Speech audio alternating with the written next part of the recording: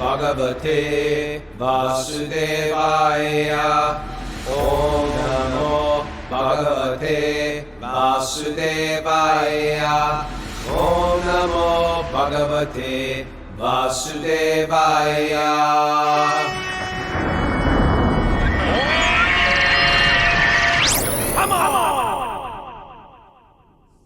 Live from Super Soul Farm, this is Wisdom of the Sages, a daily spiritual podcast making ancient wisdom relevant today. I'm your host, Raghunath, with co-host and senior educator of the Bhakti Center in New York, Kaustubha Das. Welcome to the show. This is episode 1367. Here with Kaustubha, Mara, spinning the dials. Good morning. Good morning. Mara, got some announcements for us? I do. We're back to your recovery group meeting today. The men meet at noon. And then we're heading west for Rath Yatra. Woohoo! Got our tickets. We've got a program at Veda Yoga in Los Angeles Friday night. And Saturday, August 2nd, a full day of asana, kirtan, and classes. Oh, sorry. Wait, the Friday evening program is August 2nd. Then we have a full day of asana, kirtan, and classes Saturday, August 3rd. And we all have Rath Yatra on Sunday the 4th. Come join us. Yeah, come join us, and you can go to wisdomofthesages.com to register. It's kind of an opportunity to directly confront the Westboro Baptist Church when you go to that LA Rath Yatra, because they come out with the big signs and I'm gonna get tons of photos with those guys this year. You know, my oldest stepson, when he was like 9 years old, we were at Rath Yatra, and he was so upset by them that he kicked one of them right in the shin. Hold it. Who did it? Rocco did this? Who did No, my oldest stepson, Kishore. Oh, stepson. Okay, yeah.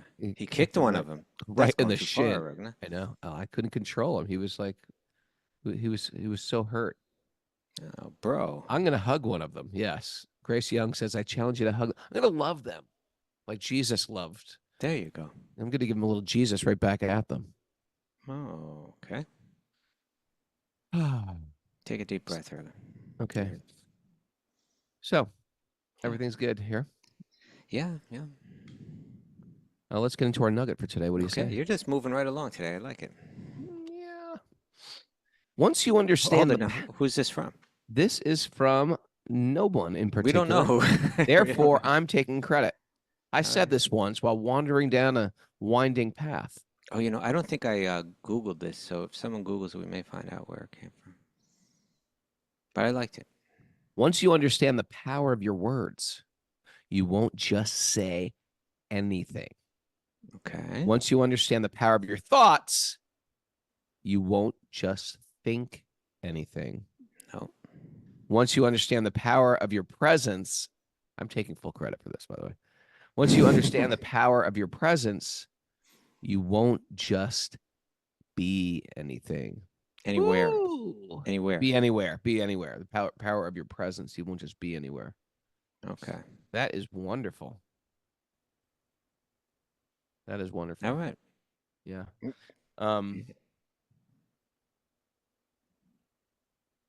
Yeah. Thoughts are things. Words are things. You know, it's a great book is what's that book? I forget it. Can I have some more information on the book? That's all I'm telling you. I can't think. Oh, forget it. Why don't you start, Kaustubha? Okay. I'm trying to think of. You started strong this morning. I started really strong today, didn't I? Moving along fine. And the plane just went down. All right. Well, let's take a look at this. It's talking about control of your words and control of your thoughts. By presence, really all this has to do with thoughts, right? Yoga is really, but I think by presence we can understand like where we're placing our attention, right? Like that's where we're at, you could say, Yeah. right? So let's start with the beginning. Once you understand the power of your words, you won't just say anything. Nothing affects your own mind like the words coming out of your own mouth. What to speak of the effects that they have on other people and the effects they have on other people's minds. But this is where, Prabhupada would say, Mauna Vrata, this vow of silence, is something that's there in the yoga culture. It goes way back. Today we're going to read about, I don't know if we're going to get there actually, maybe it'll be tomorrow or something like that, but we hear about this Python person. Very interesting person. Yeah. Very interesting yoga practice. A very interesting yoga practice where like apparently the python doesn't move around much. It just waits. It just lies in one place and the food comes to it and then Yeah, it it's eats. nothing like hot yoga, primary series, Ashtanga, Iyengar, Bikram. This is a whole different type of yogic practice. Yeah. The And you Python don't yoga. endeavor for anything. You let it come to you.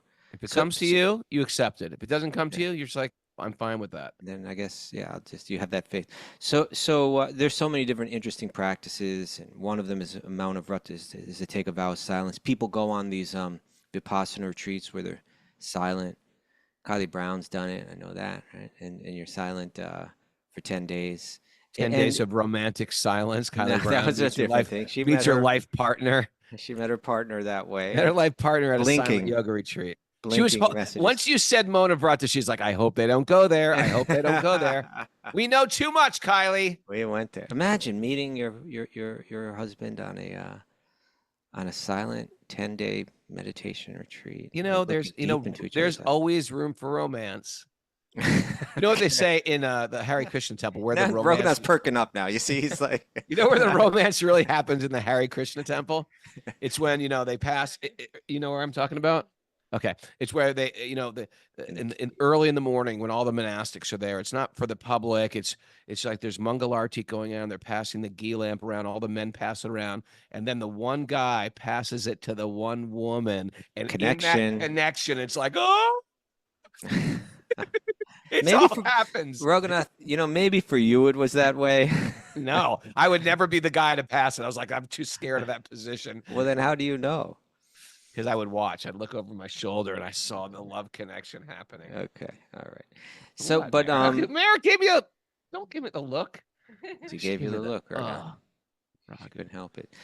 So we generally don't practice that Mount of Vrata, but Prabhupada would say our Mount of Vrata is just not speaking about unimportant things. Prabhupada would say that's silence. That's actual silence. That's how Prabhupada would define that as silence to, like we had the other day when we put Mary on the hot seat. What was that about? That when it says God has no qualities. Sometimes you read in the Upanishads or something like that, it's saying God is, the absolute is nirguna, has no qualities. Prabhupada would say when we hear that, we understand that means that he has no material qualities. And similarly, our vow of silence means that it doesn't mean that we don't say anything, but it means that we don't engage ourselves in mundane talk. Our words are valuable. We'll find that what we speak changes, it affects our mind, it affects the minds of other people. So a wise person is saying this has power. Once we understand the power of our words, we won't just say anything, right? And particularly for ourselves, how we speak, what we speak, you become really careful that we say we offer our body, our words, our mind, right? And so and each one is more subtle than the next. It's one thing to control the body. It's another thing, controlling, you can say offer the body, and then offer the words still more. And it's all important because ultimately we have to offer the mind. And that's where the next thing comes, the power of the thoughts. I had this realization before I was even a devotee, because sometimes we indulge in materialistic thoughts, actions, transactions, relationships, and we get disgusted with them. And then we like, I can't do this anymore. So I remember I was just like I was like a really sarcastic teenager, sarcastic, rude, cutting. And I got so sick of it that I said, you know what? I'm not going to speak. I'm not going to speak anymore. I'm sick of hearing myself hurt people's feelings and have fun at someone else's expense. That little moment of self-disgust, a little bit of disgust, like, oh, I can't stand what I'm doing anymore. No more. That's a breakthrough. Yeah, it was a breakthrough, and I stopped talking, and it only lasted a day. I hate to say it. I just couldn't do it, but I think I can do. Here's the point I want to go with this. Okay. It's not just that we have to stop our talking. You can do the appropriate thing. You can use your words in Krishna service by being very, very careful about what you consume with your consume with your ears. What we consume with our ears will eventually flow out of our mouth. So if you're putting a lot of junk media, junk news, Mr. Beast. junk music. Mr. Beast. I don't know what he's all about. We I don't know what know. he's Mr. Beast. My son got a viral Just know he's video and big. it somehow involved Mr. Beast. That's why we're talking about this. But anyway, to make a long story short, whatever we put in, that's going to flow out. So if you want Krishna Katha to flow out, if you want Hari Katha to flow out on a regular basis, put the good in and the good will come out. You put the mundane in and the mundane will come out. No matter what you put in, that'll end up coming out of you. Okay. So we just have to be careful what we're feeding the ears. And you know, when it comes to that's so important, Raghunath. And it One is, little it is, part B of that is if It's a even if you're chain. doing a mona vrata, meaning you're not talking, but you're putting nonsense in the mind, no. that's no good either. Because what's happening is now you're creating a garage, a storage container within Storage the unit. mind of the mundane, and it's not coming out of the mouth. It's just fermenting up there. You're thinking about it. We want a still mind. That's where we're going with this. Still mind. Still mind. For focused mind, yeah. So yeah, it all goes to the thoughts. Once you understand the power of your thoughts, what are the power of your thoughts? This is where once you understand the power of your thoughts, you won't just think anything. What is it? Yum yum vapi smaran bhavam. Yashanti anti kalevaram. What we think about determines our next body, our next the future circumstance. Even in this life, it does. But what to speak of the power that it has to move us around the universe, or to move us even out of the universe. It all has to do with what we think. Therefore, what is it? Tasmat sarveshu kaleshu mam anusmara yudyacha. Krishna tells Arjuna, what you think about determines your next body, your next birth. Therefore, always think of me, and at the same time fight. Right? In our endeavors in this world, connect it all to your relationship with God. Feel God in your heart. You're walking with God at all moments. Realize that, and your mind won't become degraded. Your thoughts won't become degraded, and you will elevate yourself. You can travel all over the universe and beyond by the power of your thoughts. And I And remember the book I was thinking about, Nonviolent Communication. You read that, Mara? Yeah, it's really good. Marshall Rosenberg, I think, Yeah. is the author. little Marshall Rosenberg there. Marshall Okay. Rosenberg. It was an old book. I think it's from the 70s, but it's a great book. Nonviolent Kaustubha, I think When you'd like it. you say blank, I feel blank. That's not right. Something like that. Something like that. Okay. I think it could be good for you. I can help you. Okay. Kaustubha. Raghunath, when you say you think it will be good for me, I feel like you're condescending. Yes. Yes. You've understood. When you say you can help me, I feel like you're trying to put your position as the guru to me. When you say, now we're really slow the communicating. heck down, Raghunath. When you say slow the heck down, I feel Like strangling you.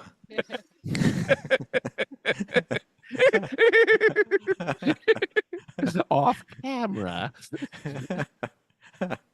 But this last part, this one I took a little more esoteric. Right? Once you understand the power of your presence, you won't just be anywhere. Where is the Krishna Bhakta at any time, anywhere? They're in Vrindavan.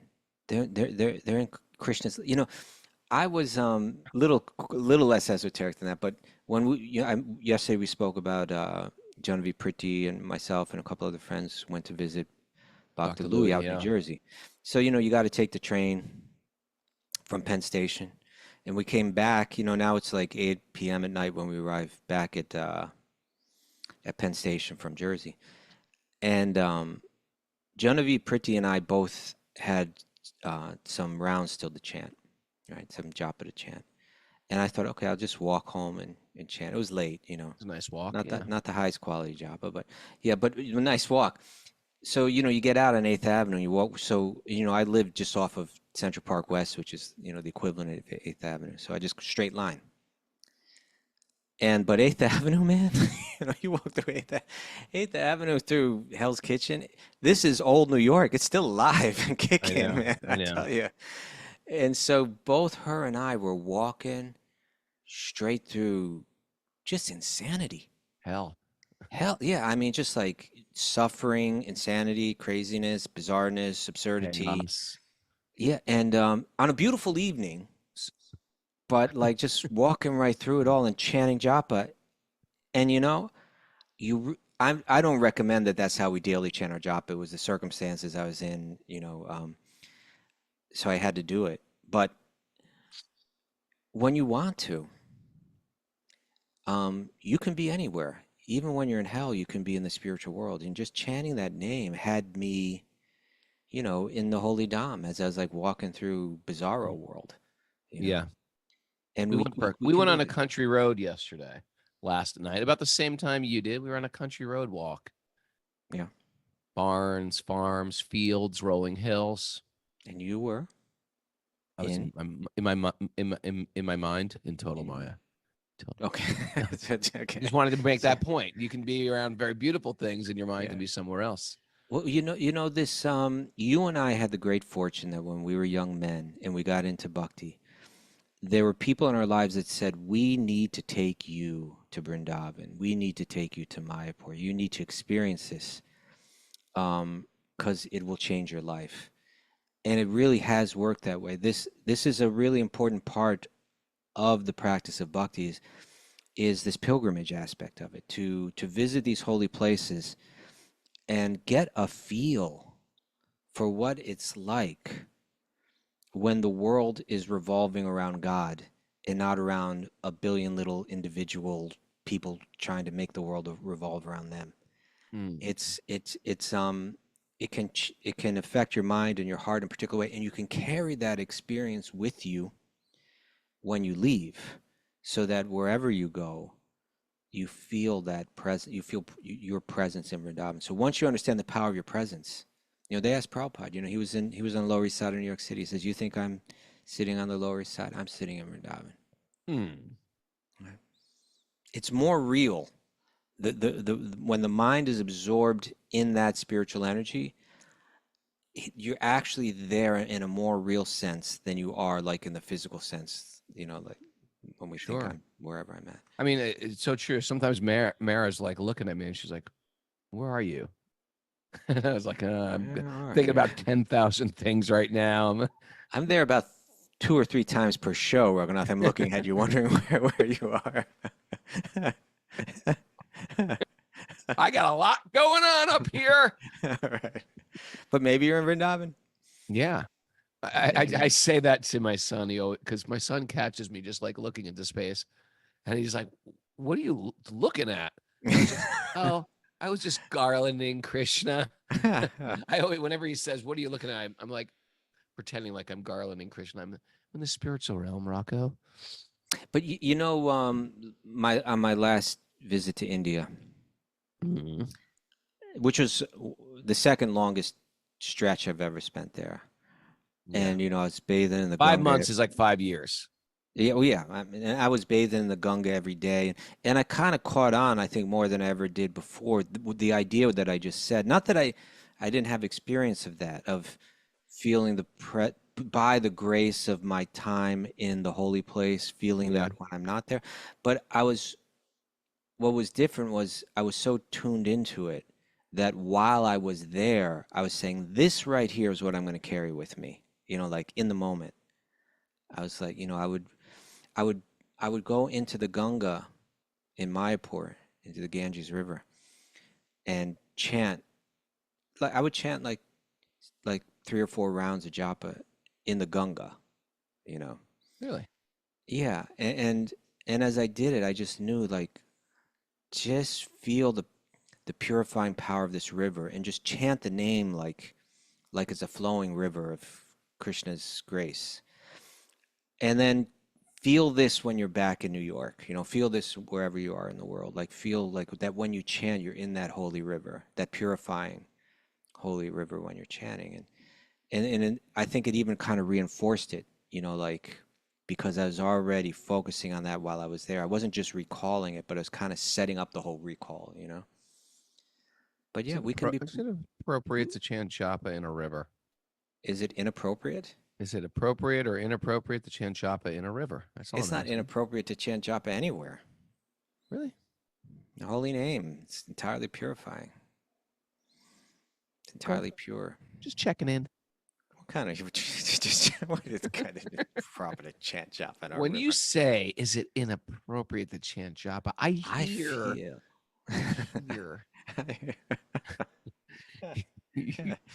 I feel like you're grasping for any kind of straw to criticize me.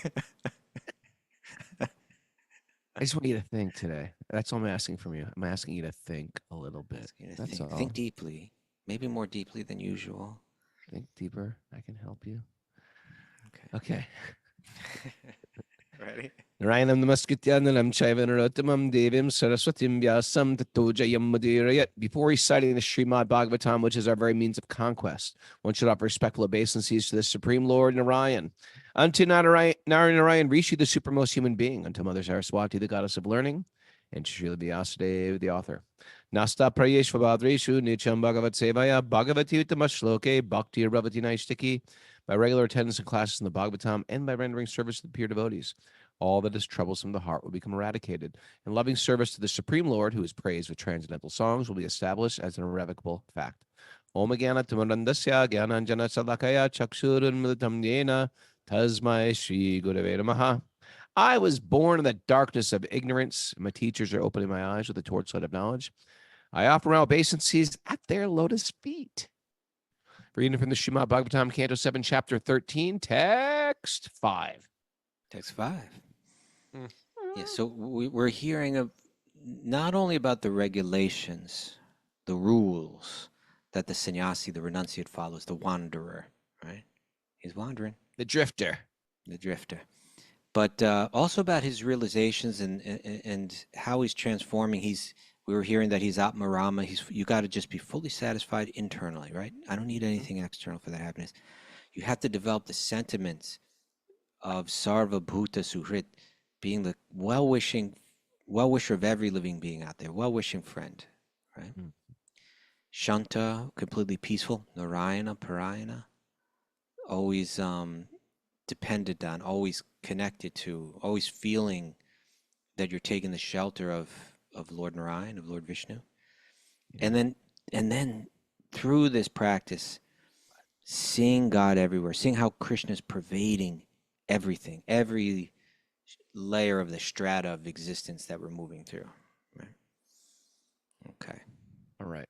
Text 5. During unconsciousness and consciousness, and between the two, he should try to understand the self and be fully situated in the self.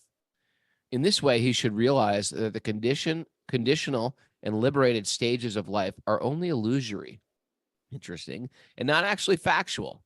With such a higher understanding, he should see only the absolute truth pervading everything. What does that mean? The liberated states are illusory. I think it's talking about like there's he's saying unconscious and then there's conscious. He says and conditional between the two. and the liberated. No. I know, but let's take it one step at a time. You have the unconscious, which is like deep sleep. You have the consciousness, which is awakened state. Yeah. And then you have the dream state, which is in between. Right. Okay, that's not the question I was asking. Well, I know. Yes. Come on a little bit. So it's saying whether you're deeply being affected by the tamaguna in deep sleep, or whatever state that you're in, the mind shouldn't be agitated, right? There should be you should be seeing something deeper in any of those states, and you're realizing that. Then he says, okay, then you realize that the conditional state, that means where I'm buying into this as I'm the programmed state, which we would call like the materialist, or the liberated state, which we would call like the person that's aiming for moksha, which is still not Narayana Parayana, right? It's still not the full truth hasn't been revealed in that stage.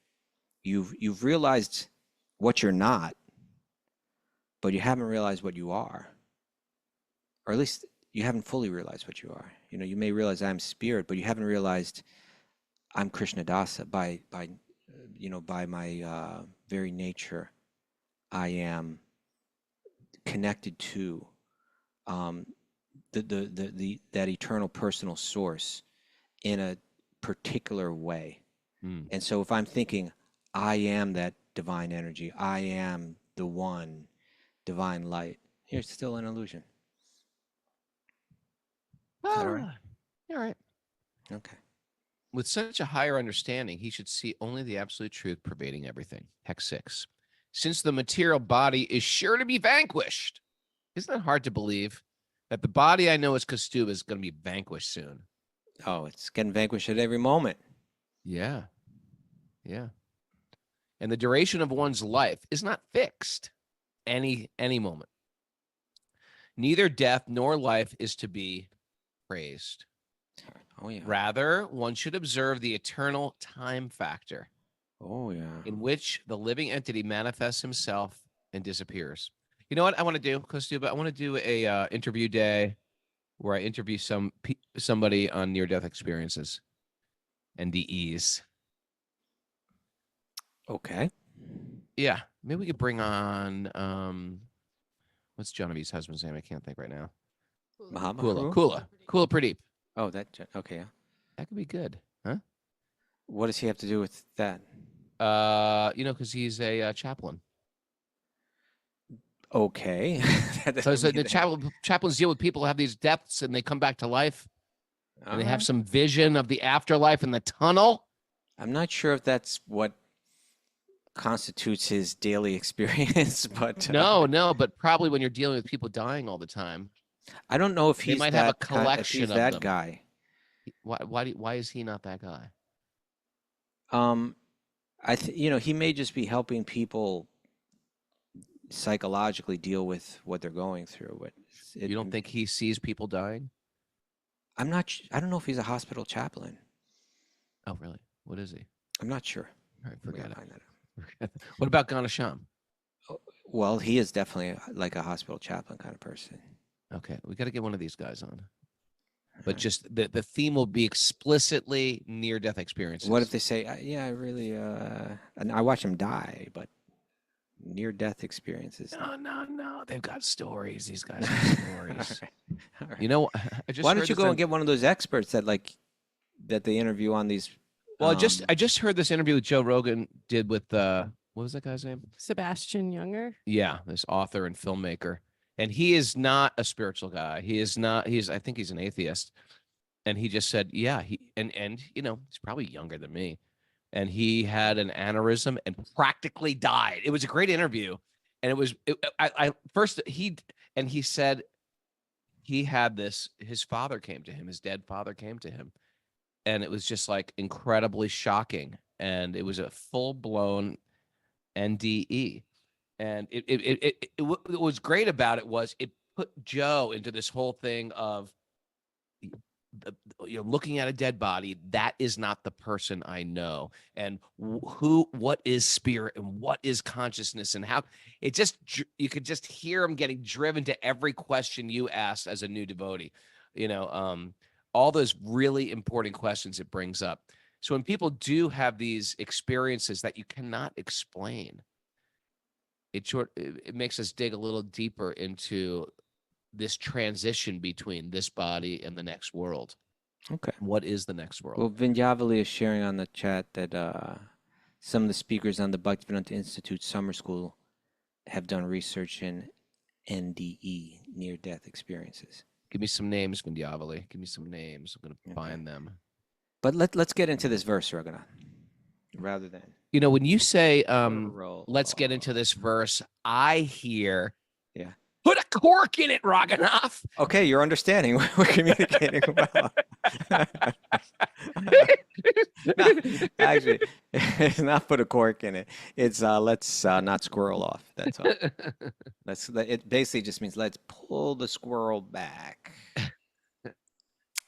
Fortunately, that squirrel's in a slingshot. The more you pull him back, the more he springs forward. It's a boomerang. Hey, Sannyasi must not hold on. The literature that is useless. Whoa. When you say whoa, I hear. Go ahead.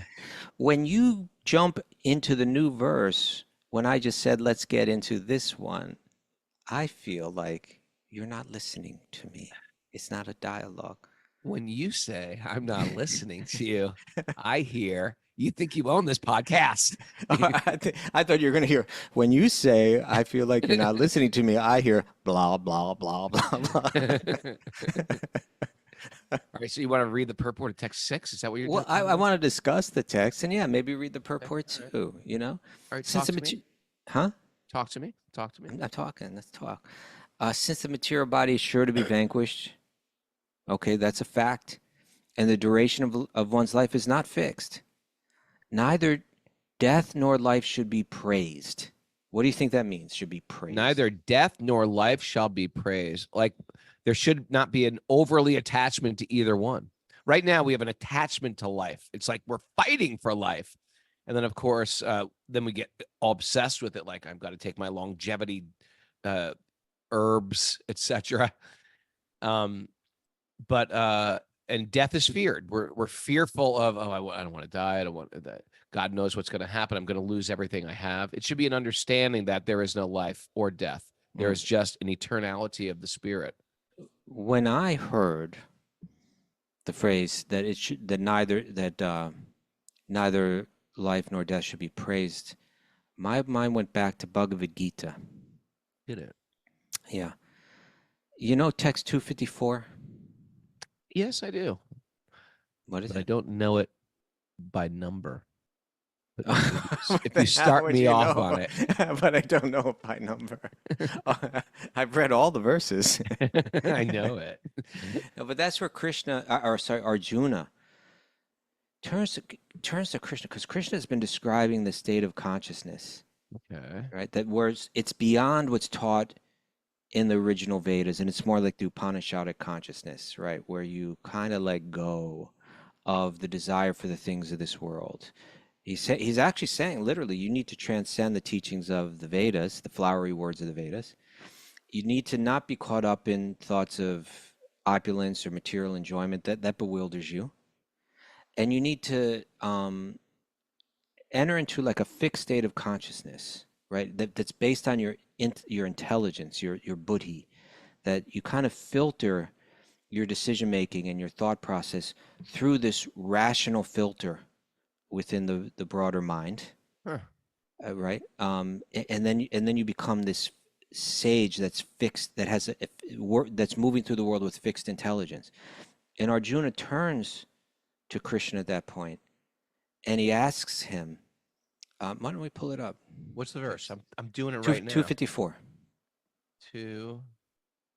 254. Search. Oh yeah. The What you internet got? age.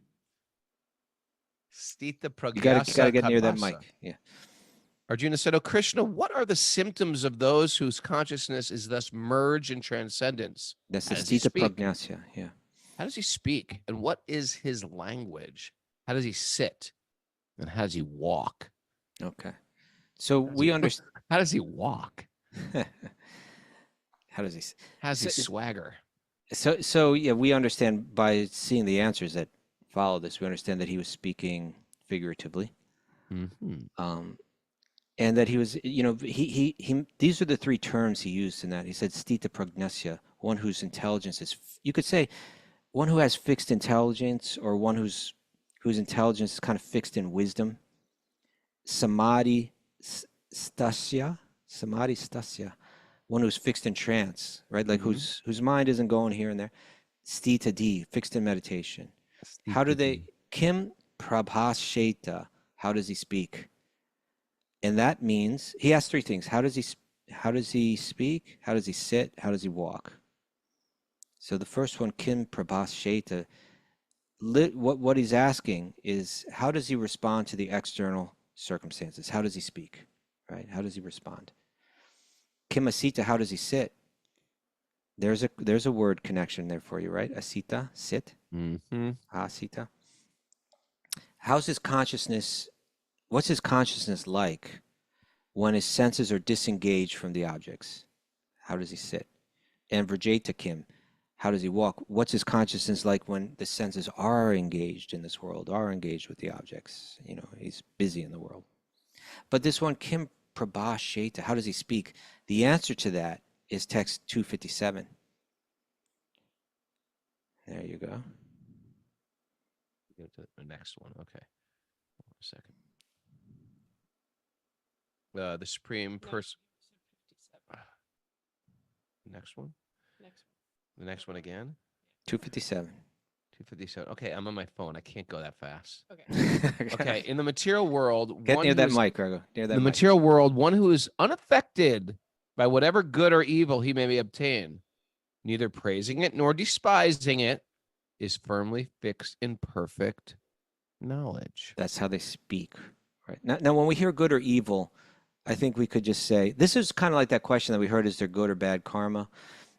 We could change this to say whatever pleasant things or unpleasant things they Might be they more encounter in appropriate. life, right? So in the material world, one who's unaffected by whatever pleasant things or unpleasant things come their way, Yeah.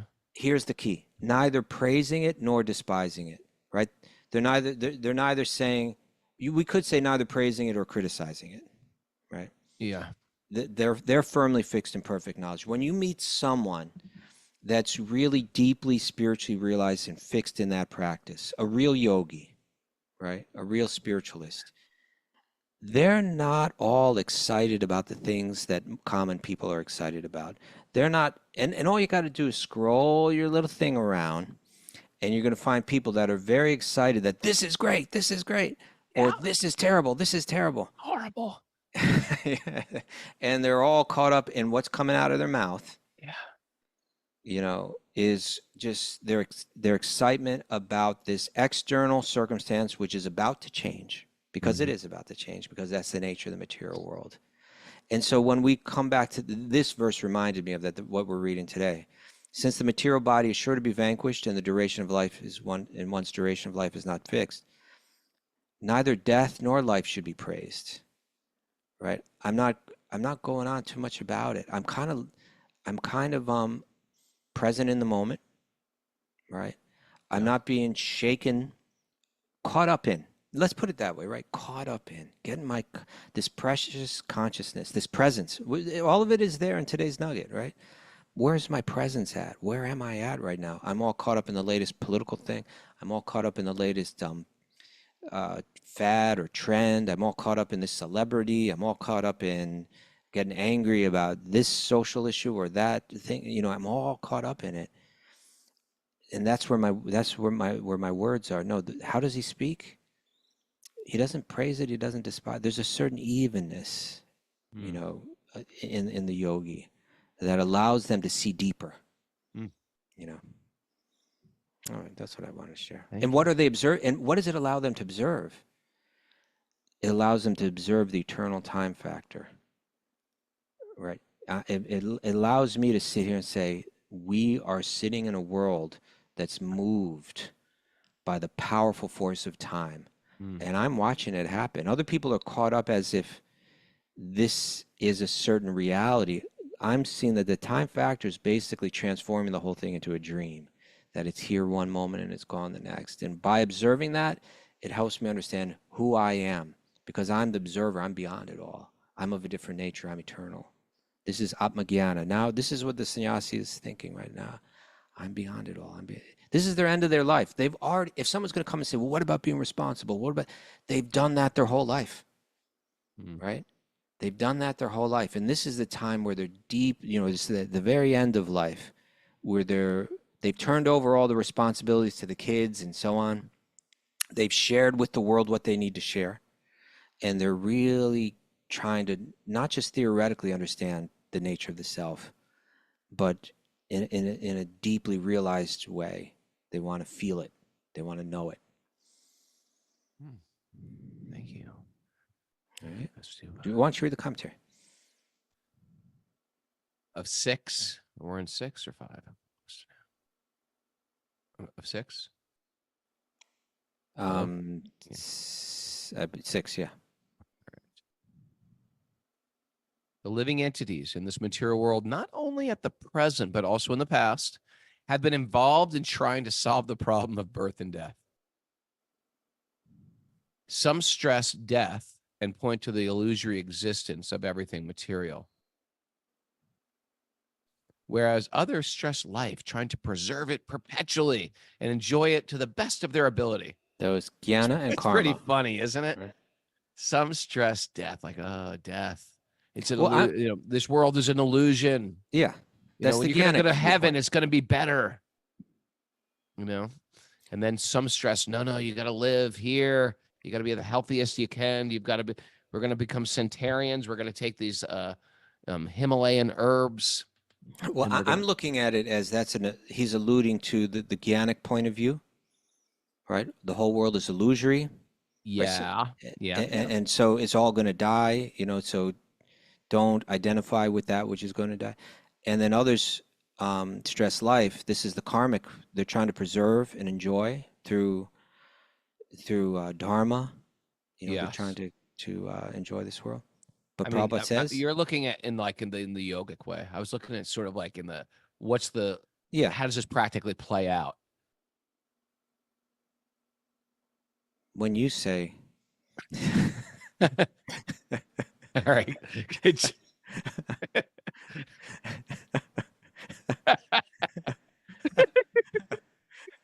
those little nonviolent communication, it actually drives people so crazy that it gets more violent.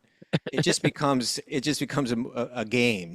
It's just a real What do they call it? game. Passive aggressive. It becomes more aggressive though. More aggressive, more seething. When you say Both of them are fools and rascals. It is advised that one observed the eternal time factor, which is the cause of the material body's appearance and disappearance, and that one observed the living entity's entanglement in this time factor. Srila Bhaktivinoda Thakur therefore sings in his song, the Gitavali, Anadi Karame Pale Padi Bavarana Bavarnava Jale Tari Bare Na Deki Upaya. You want the translation for that? Please forgive my Sanskrit or my Bengali for there. Why don't you sing it with the melody? You'll probably get it if you do that. Anadi Karama Pale Padi Bavarna Navara Jale Tari Bare Na Deki Upaya. Okay, try it again with a different melody. Come on, just when you say try it again with a different melody, I hear you dummy. So that's Bhaktivinoda Thakur. The translation is, my Lord, I do not know when I commenced my material life. I don't know when it began. I don't know when I landed in this virtual reality. But I can certainly experience that I've fallen in the deep ocean of nescience. Now I can also see that there's no other way to get out of it than to take shelter of your lotus feet. Beautiful. Okay, continue. Beautiful. One should observe the activities of eternal time. This is a good one. One should observe, Kaustubha, the activities of eternal time, right? Which is the cause of birth and death. Before the creation of the present millennium, the living entities were under the influence of the time factor. And within the time factor, the material world comes into existence and again annihilated. Bhutva, paliyate. Again and again, it's manifests and dissolves Unmanifest, again and and manifest and unmanifest. Being under the control of the time factor, the living entities appear and die life after life. This time factor is the impersonal representation of the Supreme Personality of Godhead, who gives the living entities conditioned by material nature a chance to emerge from this nature by surrendering to him. You know what? I'm going to put out there right now. If anybody listening has had a near-death experience or out-of-body experience, I want you to write it into Mara, wisdomofthesages108@gmail.com, and I'm going to collect it, and we're going to have a whole show on it, okay? If you've had a near-death experience or an out-of-body experience, please write NDE in the subject line, Raghunath, NDE Raghunath, and I'll take that file and we'll have a special show on it. What do you say about that, Kaustubha? I think we should bring Teresa Caputo on that show as well. I got news for you, Prabhu. Every time you compare me with Teresa Caputo, I hear. Prabhu, I didn't compare you with her. I think that would be a good show. I think it could be our biggest show. Okay. Yeah, bigger than anything you've done so far. Okay. Any case. Okay. So we hear again that here at the end, Prabhupada said that this time factor is the impersonal representation of the supreme person, right, of God. Yeah. And so here's the formula, right? When we're caught up praising or criticizing our circumstances, we tend to lose our ability to be an observer and watch God work through this world as a time factor.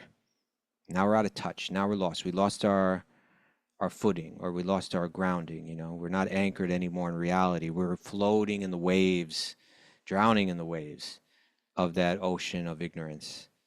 So if we're that's the discipline, right? Let me not get caught up. Oh, this is such a beautiful day. We're gonna enjoy like crazy. We're gonna have fun. We're gonna do blah, blah, blah.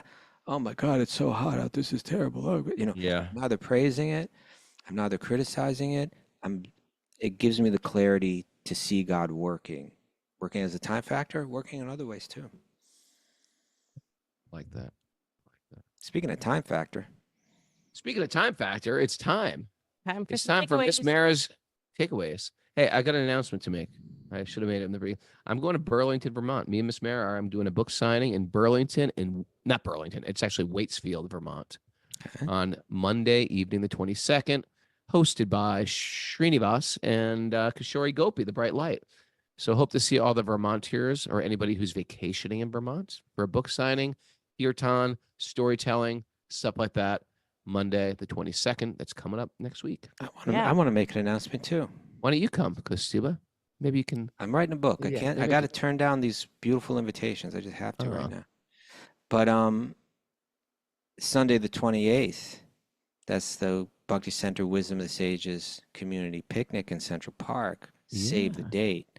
It's 4 to 7 p.m. on Sunday the 28th of July. Meet Raghu, meet Mara in person. Get your book signed and autographed. Sure. Double it. Even. Double it. He'll Get one sign for it a friend. twice. Yeah. And Wrestle Raghunath on the grass. you can do that too. You may not want to. But yeah, save the day for that. We can all hang out together. We had a really good time the last time we did that a couple of years back. Singing, feasting, wrestling, chatting. It's going to be great. Is it feasting or is it a potluck? It's a or- potluck. Okay. And Can you everybody's feast wondering what during a Mara's going to potluck? bring. Me too. Yeah, All right. You ready for some takeaways? please. Nothing affects your own mind as much as the words coming out of your mouth. Nothing plus nothing leaves nothing. You got to have something if you When want to be with you- me. Sing songs after every takeaway. Okay. I feel. Our silence. Our silence is refraining from mundane talk. There The we go. Sound of silence. Hello, Dr. Smile. A wise person understands the power of their words. They sure do. Got nothing. What we consume with our ears will come out of our mouth. Booyah. Our words are our service. I like that Okay. one. I like that one. That was from Sammy Long. No. Who was that from? Sonny the Cat. Sonny the cat. Sonny the Cat. Pilgrimage shows a world revolving around God. Mm-hmm. There you go. Observe the eternal time factor. Observe, Raghunath, observe. Time. Our external circumstances are always about to change. Any second now. In a moment. Oh, God. Mhm. In a moment. That's scary. It is. Don't get all caught up in the temporary. There you go. Don't you mind about the future. And Mm-hmm. And moksha is still not Narayana Parayana. That's right. no, it's not. Thanks, everybody, for joining us. Hope to see you in Vermont on the 22nd or New York City on the 28th. Or in India with me, Kaustubha, and Mara in October. Go to wisdomofthesages.com. And you can check out those. Kylie Brown coming on pilgrimage. Kylie Brown coming on pilgrimage. All right. All right, give a thumbs up here. Somehow, there we go.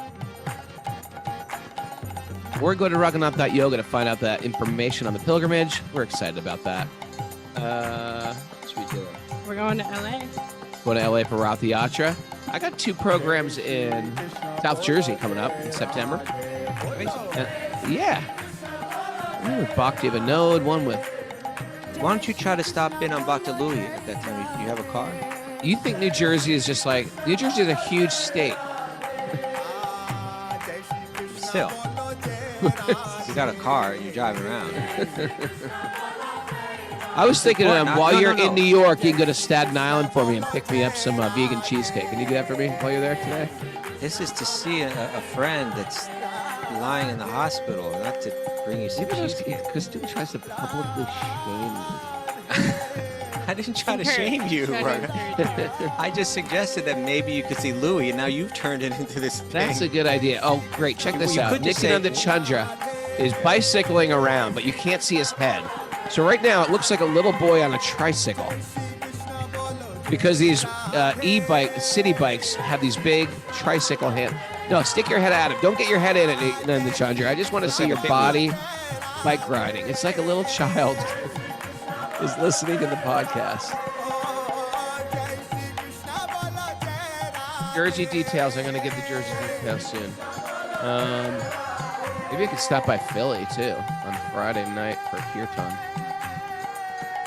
That's what I'm hoping. All right, you see the message board. You see we created the message board. Kaustubha has everybody saying, no. Of course, they gave the Gopal Guru example of, well, he can chant. Lord Chaitanya said he can even chant while going to the bathroom. I understand that. My point was bringing the beads into the water and chanting japa. So you can't bring japa beads in the bathroom. Of course, you can chant in the bathroom. Everybody's trying to correct Raghunath today. But No, everybody I'm- takes their beads and then you dip them in the water. It's like a natural thing to do. Okay, that's Why? it. That's it. Dip them in the Ganga. Okay, I don't even know who made that up, but yes, I'm going to accept that. But the question is this: can you actually sit in the water and chant japa, Why in or the is that world not? considered like you're bathing? I mean, when Lord Chaitanya was born, everyone was sitting in the water chanting the holy They name. were chanting the holy name. Were they chanting japa? That's what I'm talking about. There's a distinction. Of course, you could always chant. You chant in the bathroom. I get that. Thank you for that education, You everybody. could throw that anywhere. Can you chant like on a Chanting sidewalk? Can you japa chant, is a sitting on different grass? thing. Can you chant? Chanting japa. You're hearing me. When you question my first, chanting in the holy river, Listen to understand, and then to be understood. But why did you feel I was shaming you, Raghunath? I was just suggesting something nice that you could do. You gonna bring it back there? You gonna go back there? You see? That was like 20 minutes ago.